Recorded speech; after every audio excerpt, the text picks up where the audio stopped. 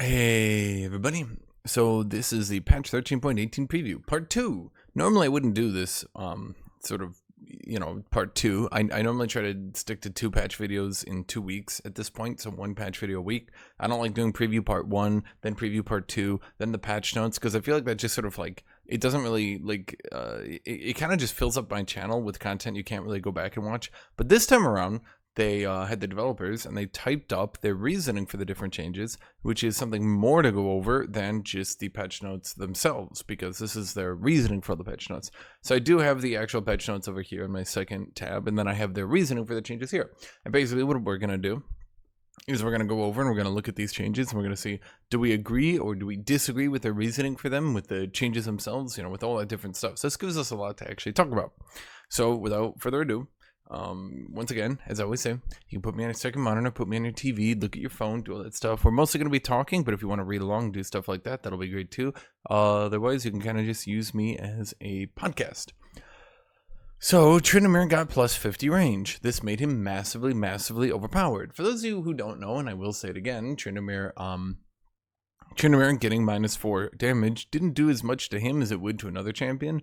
I think that Riot's idea was by giving Tryndamere plus 50 range but -4 damage, that he would end up balanced, because 4 damage is a lot in the early game. Unfortunately, because Tryndamere had the highest base damage in the entire game, then got even more damage from his Q passive, this meant that a 4 damage nerf, which on other champions could be as much as a 5 or 6% drop in your early game damage, on Tryndamere was often like a 3% drop in his early game damage. So, with the plus 50 range, obviously making the champion significantly more powerful, what do they think about it? Trin's plus 50 range from last patch was a big buff, but we think moves him in the right direction by putting as much skill expression in his spacey game as possible, rather than being range restricted and stat checking you when he actually gets on you.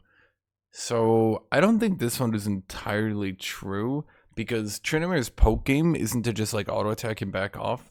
And, effectively, if you're saying what they're saying here, I mean, I'm going to go look at it so you guys understand what I'm trying to say. Because a lot of you guys might not actually grasp what I'm trying to say here without looking at it yourself. When I look at it myself and I look into it, we have 175. I think Renekton, actually, wait, did Renekton get 175 or is he still 125? I'm pretty sure, is Renekton still 125? Okay. So Renekton is still 125. So 175, 125, 175, 175.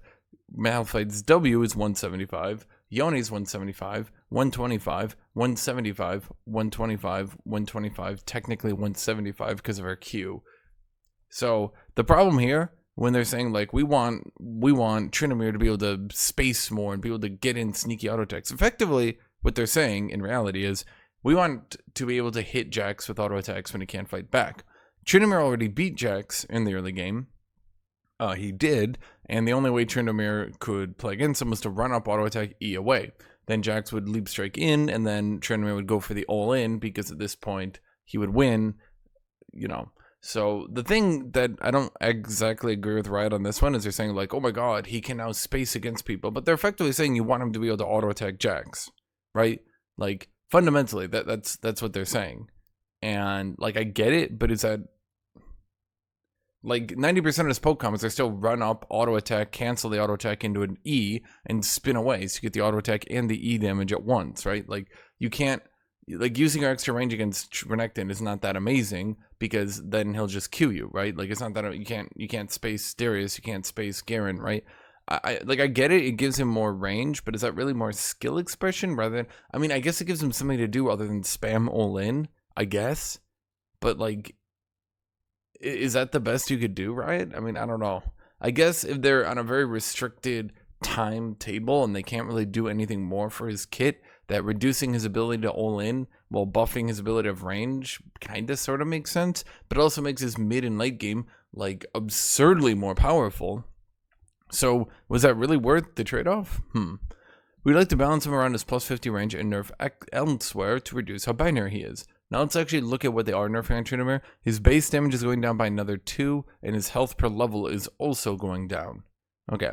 Given his kit is still 80% about auto attacking, he will still be one of the more stat checky binary champions, possibly still the most. But the goal of these changes is to move power budget out of his actual damage when attacking and more into using his spacing tools properly. Tryndamere is OP right now, so all the frustrating things he does are amplified. He'll still be a frustrating champion to play against, but will hope less so when he's not overpowered. These changes also mean he's less likely to randomly win the game at level 1 to 2, and be easier to collapse on burn his ult later in the game. Okay, so the problem I have here with these Tryndamere nerfs, right? 2 damage reduction, health reduction. The problem I have with that is I don't really think he'll still randomly win the lane at level 1 and 2, right? Especially because fundamentally you've reduced his damage by 6. Great. Now his auto attack damage is down by 5%, maybe early game, right? But the problem is reducing his auto attack damage by 5% early game isn't really this big win I think that Rioters think it is, because if he sneaks in 1 extra auto attack, that offsets the entirety of all these nerfs they've done. And it's way easier for him to sneak up auto attacks. Now the problem is, you're thinking about this from a Tryndamere perspective, and you're not thinking about this from an anti-Tryndamere perspective. The champions who fight against Tryndamere now have significantly less gameplay they can use. Think about that. Now the champions who will get spam Oland, like Garen, like Darius, like Yone, Aatrox, these champions now have less to do because Tryndamere matches their range. This means if I'm playing Aatrox, I noticed this very quick when I was playing Aatrox against Tryndamere. I went for a Q2, backed it up when he ran at me, but the extra 50 range let him auto attack me while I was backing up the Q2. And because now he has more range, this makes him significantly less counterplayable. So you've reduced counterplay against Tryndamere to attempt to allow him to auto attack and hit Jax more, basically just Jax. He now gets to hit Jax more. And is that really this big win? I think then, in all honesty, Tryndamere being forced to all-in made him significantly more counterplayable, because it meant that if you stopped his all-in, if you prevented it, that you could stop his stat checkiness. But now he can continuously run it. You get those free extra attacks, and he still automatically wins the all-in because he has lethal tempo. And lethal tempo gives you 1,500 gold at level 1, which is a bit excessive. It's a bit much. Combining lethal tempo with his still massive base damage, because once he puts a point in Q, he's still going to have 76 damage, which is a lot. That's still more than any other champion. Normally champions with like bonus damage on abilities have lower base damage to compensate for it.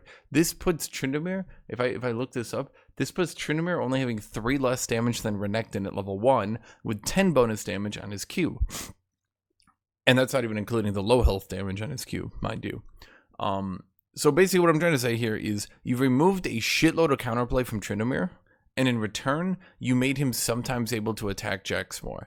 And was that trade-off really worth it? I don't think so, particularly because now we have Giga Broken Tryndamere running around, ruining the game for everyone. Again, and why? Why do we need Tryndamere to be top tier? Why do we need him to be in the meta? We don't. We do not need him in the meta. We do not need him to be top tier. The game would be better without Tryndamere. For all of League of Legends history, they have basically... every time Tryndamere gets to be even close to viable, they just shit on him until he's no longer viable. But every so often we do this, and we do this like once every other season, where we try to force Tryndamere to be viable because, oh, we haven't seen him in a while. And then what happens every single time? It's the same thing. Oh boy, now he's broken and he's ruining the game because it's really no fun to fight him. Oh, but now it's even worse because now we can't even kite him as much. Awesome. Jarvan, we knew J4 would benefit from Gore and Sojin buffs, but preemptively nerfing him only to nerf him again wouldn't be great. Now that we know how the buffs have landed, we have greater confidence for how much to nerf, where, and for what skill brackets. We think his damage is over the line given how durable he is and how many more casts he gets.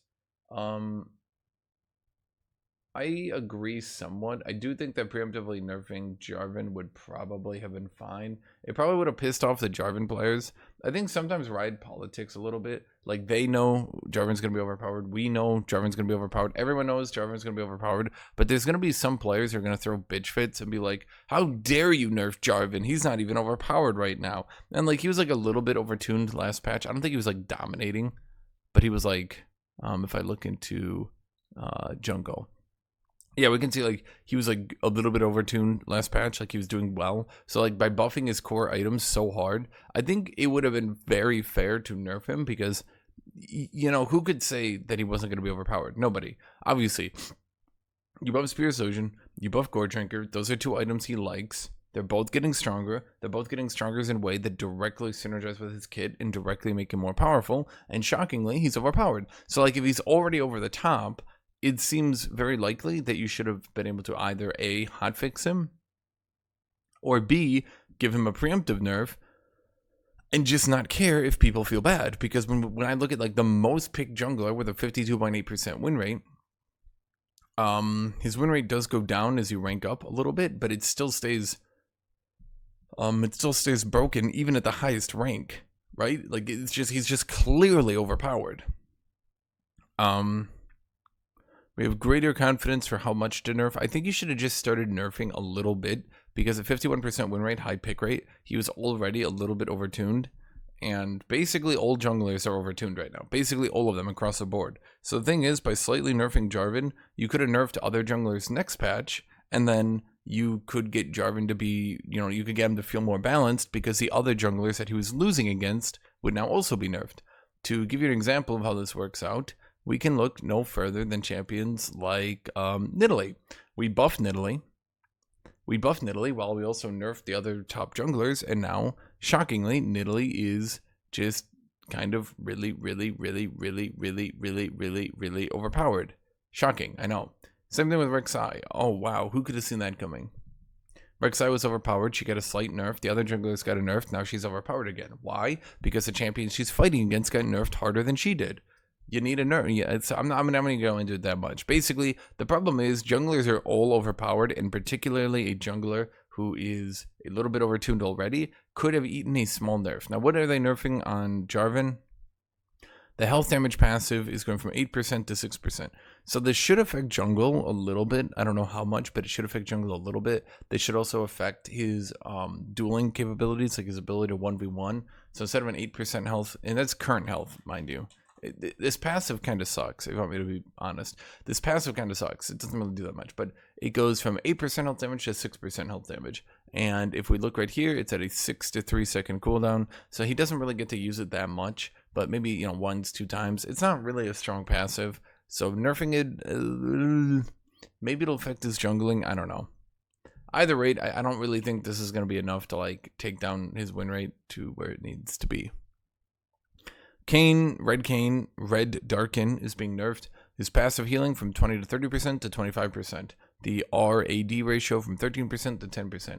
I actually know what's broken about Kayn, and this is going to be a really... Ooh, man, you guys might not be able to understand this one. You guys might not be able to follow me on this one, because,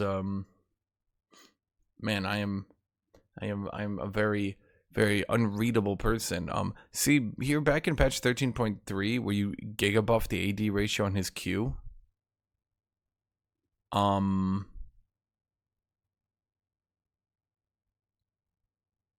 That's it.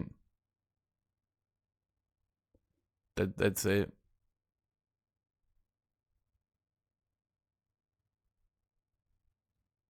Anyway, Red Kayn's nerfs were offset by gore buffs while blue landed well. We're targeting red specifically this patch. So they're nerfing Red Kayn's ultimate.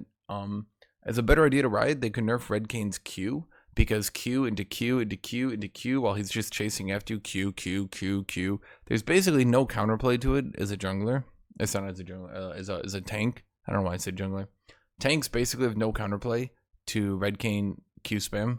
There's nothing you can really do. You can't really dodge it or do anything, right? It does so much damage. And I know you guys are like nerfing its healing, which is cool, I guess, right? Like, that's cool, but it doesn't really... I mean, it's definitely a nerf. Like, Red Kayn will heal less late game, and his ultimate will heal less and deal less damage late game. That's good. That's a good thing. I just think that the problem isn't that he has a powerful ultimate. The problem is he can just Q, and like its cooldown is lower now, its damage is higher now. Like, it's just too much. Gwen is a fun champ for jungle. Citation needed. Adds value to the jungle ecosystem. Citation needed is an AP, but is usually ceilinged by pro flex. We'll be closely monitoring about how these things go. So basically, the problem with Gwen is she's giga broken, completely absurdly overpowered, who has basically no counterplay and completely stat checks you into the ground. The issue is if you pick Jax or other such champions, they shut her down completely. Because she's a stat check champion, champions that stat check her back make her not very good. So in pro play, people can't first pick Gwen, and they can't really do that because what they'll do is they'll first pick Gwen, then she'll get counterpicked, and then she's a useless dead pick. Now, when they say she's usually ceilinged by Proflex, basically what they're saying is what they'll do in pro play. Then they'll first pick Gwen, then the opposing team will pick Jax, then they'll flex Gwen, they'll change her into the jungle, and now they can counterpick Jax. So by being a flex pick, this allows you to first pick this giga stat check broken champion, and then just put them in the jungle if they actually get counterpicked to stop how broken they get. The solution would be to maybe add more gameplay to the champion. I actually think, unlike Tryndamere, Gwen having more range actually did make her more give her more gameplay, because when she had the 250 range, that actually did allow her E to be used to like poke people. But then Riot just giga buffed the fucking shit out of her burst damage. They giga buffed her Q, they giga buffed everything about her damage. Her damage just went so high up with so many buffs to her Q damage, right? And so the problem is now she just Q spams and giga stat checks every champion out of the game. Her Q's too fast to dodge, and it comes out like instantly, especially with her E. So you just take this massive damage nuke. So Gwen just stat checks everyone into the ground who can't instantly dodge out of her Q, which is very, very, very few champions. Or champions who can stat check her back even harder, like Jax. So the problem with Gwen here, the problem that Riot is having is that if Gwen is allowed to be first pick, she becomes one of the most broken champions in the game. Because when you first pick her top, they try to counterpick, you swap her to jungle. Okay. Xayah. Xayah, base health from 660 to 630. Health growth up, E cooldown up. So basically, Xayah will have more health late game, less early game, and her E cooldown will be higher in the early game. That's where she pulls her feathers in. She's a fairly stable champ, especially in pro, so exposing her windows of vulnerability with lower base health and a slight nerf to one of her early farming tools. Not much to say about this. Xayah is just... in solo queue, she's not like that bad. I don't even think she's that picked. Oh, she's her third highest pick, but the problem is that Kai'Sa is still just monstrously overpowered, and Riot doesn't want to admit it. Her pick rate is absurd. Her ban rate is absurd. She's honestly, and has been, one of the most broken champions in the game for so long. Like, champions aren't supposed to have a pick rate of 34%. I mean, to get you guys into perspective how bad the ADC balance is right now, how bad the balance is entirely in League of Legends, if we look at bot lane, they control the first, second, fourth, sixth highest picks. No other champions even come close. Like, look at this. Look at this. The only champion who even comes close to the pick rate of Ezreal and Kai'Sa is Jarvan. Like, the problem is AD carries aren't really that unique. So whichever AD carry is broken, everyone just picks. Right now, everyone just picks Ezreal and Kai'Sa because they're both just broken right now. And so, yeah, I'm not even going to go into it any further. Okay, Crown. They're changing Crown in a way I thought was like really not smart. The ability power is going from 70 to 85, but it no longer gets bonus AP when you have the shield. In addition, the shield is going from 75% damage reduction to 40% damage reduction, but instead of for 1.5 seconds, it'll be for 2.5 seconds. I'm not really sure where they're going with this one. Like, I guess they're trying to make it stronger. When you obviously they're trying to make it stronger when you don't have the shield, but you know, let's just read what they're trying to do. The AP bonus when shield is up has only really been well utilized by pros where there's not much combat happening, compared to solo queue where the shield is often down. Removing this mechanic and also reducing how sharp the anti-burst aspect of the item is. The intention of the item was to reduce your ability to be bursted, but not completely eliminate it. We still expect champions to die through the shield sometimes, similar how we expect champions to die through Zanya sometimes, but it's meant to give you leg up in these cases. It feels like this is reading like they want to nerf the item without saying they're nerfing the item, which is weird. I still do not care anything about pro play. I don't know if this item is like overpowered in pro play. I don't care. I don't watch it. I have zero interest in pro play at this moment. I haven't had interest in pro play for like 4 or 5 years. So When I say I don't know, I mean I don't really know. Pro play does not affect me at all. I look at these entirely for their ability to impact solo queue, which is 99.99999% of my viewers. Maybe there is 1 or 2 pros who actually watch my videos. If you do, raise your hand.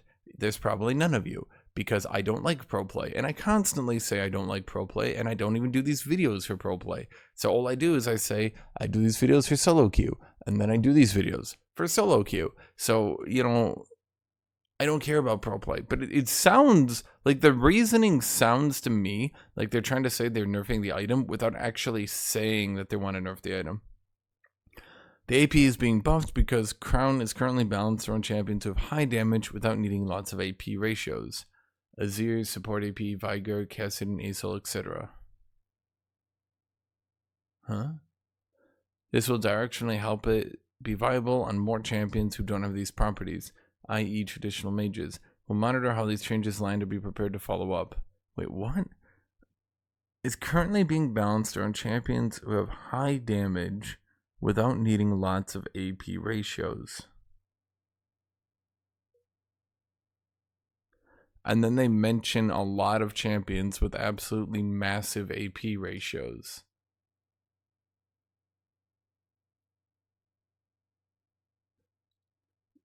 The thing I don't agree with here, every champion they just mentioned right here does some form of burst or anti-burst.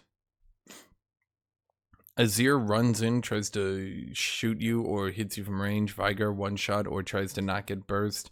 Kassadin runs in, tries to one-shot you or not get burst. Aesol tries to, well, he doesn't try to like burst you. It's more of like a sustained burst beam.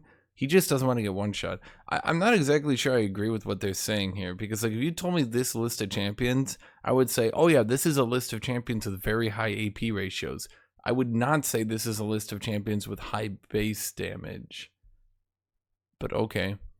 Shiv's identity is wave clearing, but it's been a little too good at it. Wow, really? The wave clearing item is too good at wave clearing? This is shocking, right? Maybe it was removed for a reason, resulting in lower levels of interaction and a bit too much tempo on these champions. Wow, dude, that's crazy. You're telling me that an item that makes you really good at wave clearing makes you really good at wave clearing? I wonder if it was removed for a reason. We're happy that it's a core purchase on some champions, but with the nerf here and a small buff to Stormrazor, we hope that the marksman first item space is a bit better diversity. Wow, I wonder if Static Shiv was removed for a reason.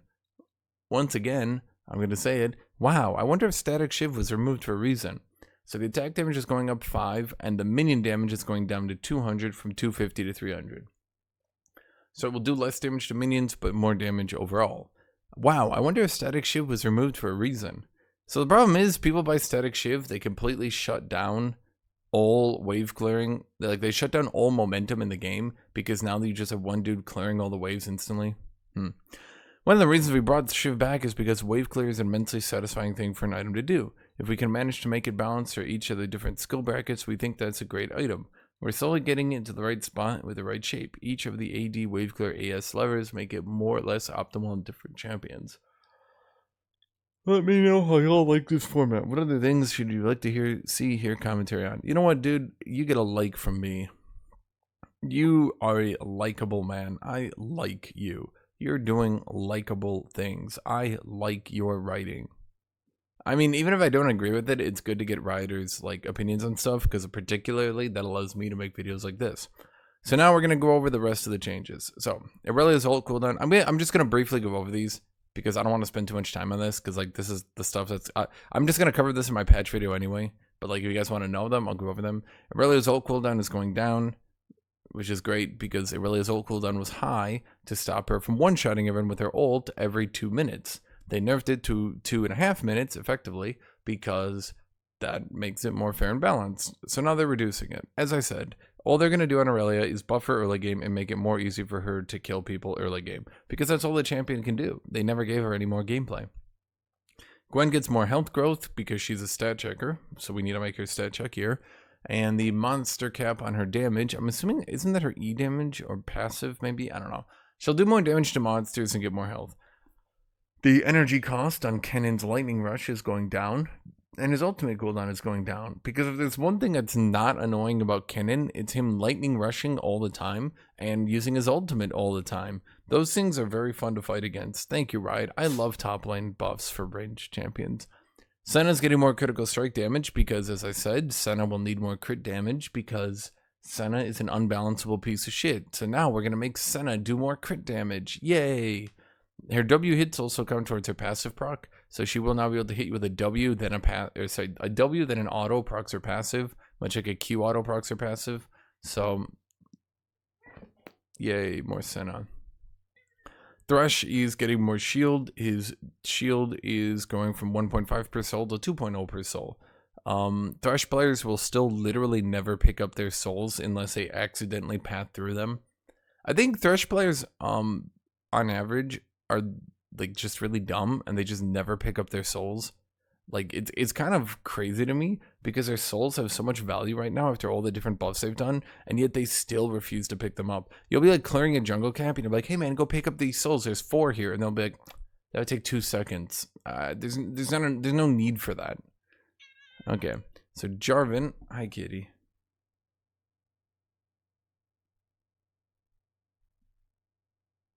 Jarvan, we already went over. Red King, we went over. Rel, she gets less movement speed. It's not really important. Rel is so goddamn overpowered right now. Like, yeah, nerfing her movement speed is bad, but that champion is just so overtuned right now. Tryndamere and Xayah, we went over. Bard is getting an adjustment. Basically, his passive out-of-combat movement speed stacks from 5 to 10. I'm not entirely sure what that means. Stack duration from 7 to 20. So he keeps some out-of-combat movement speed for longer when picking up his passive, hopefully allowing him to pick up more and then go do stuff other than picking up chimes so often. Bard's W now uses ammo. He can store 2 Ws and then use 2 Ws presumably. The cooldown is going from 14 to 18 though. So you can store 2, but the cooldown is going up. The Shrine charge time is going from 10 seconds to 5, so it will charge over 5 seconds instead of charging over 10 seconds. They should allow him to maybe like run into a lane, slap 2 shrines down, walk away, and then they can get the healing from that more often maybe. His W movement speed is going from 30% to 20 to 30%, but now gets an AP ratio. So, Bard will... Kitty, now I know who's moving my camera. It's you. It was you, Kitty. It was you all along. Stormrazor is getting 5 damage. Spirit Ocean's getting 5 less damage. Spirit Ocean is contributing its damage to Stormrazor so that AD carries feel better about themselves. And then Crown of Shadow Queen and Static Shiv we already went over. So thank you everybody for watching. Thank you everybody for being here. That's this video. That's Riot's thoughts on the upcoming patch. If you have any comments, anything you want to say, make sure to leave them down below. Thank you all for watching. Leave a like, leave a comment. See everybody. Have a great rest of your day.